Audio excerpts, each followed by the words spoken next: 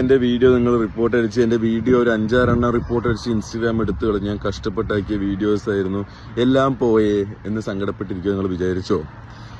പ്രിയ കുട്ടികളെ, നിങ്ങൾ കൂട്ടമായി വന്ന് എന്റെ ചില കണ്ടന്റുകൾ കണ്ടിഷ്ടപ്പെടാണ്ട് ബാക്കി കണ്ടന്റുകൾ റിപ്പോർട്ട് അടിച്ച് കഴിയുമ്പോൾ നിങ്ങളുടെ സമാധാനത്തിന് വേണ്ടി ഇൻസ്റ്റാഗ്രാം എന്റെ വീഡിയോ എടുത്ത് കളയും.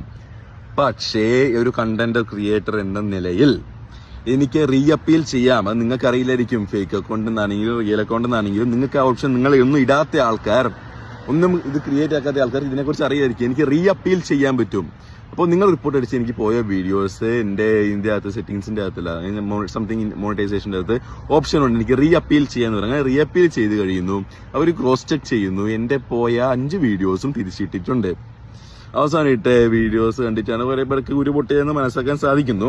പക്ഷെ എല്ലാം എനിക്ക് തിരിച്ച് Instagram sorry for the inconvenience എന്ന് തിരിച്ചു തരുന്നു. അങ്ങനെ തിരിച്ചു തരുമ്പോൾ എനിക്ക് പിന്നെയും പ്രൊമോഷനാണ് ചെയ്യുന്നത്.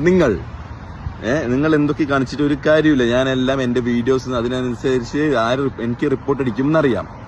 റിപ്പോർട്ട് അടിച്ചാലും അതിന്റെ അകത്തെ എല്ലാം ഞാൻ നോക്കി വൃത്തിയിലാണ് ചെയ്യുന്നത്.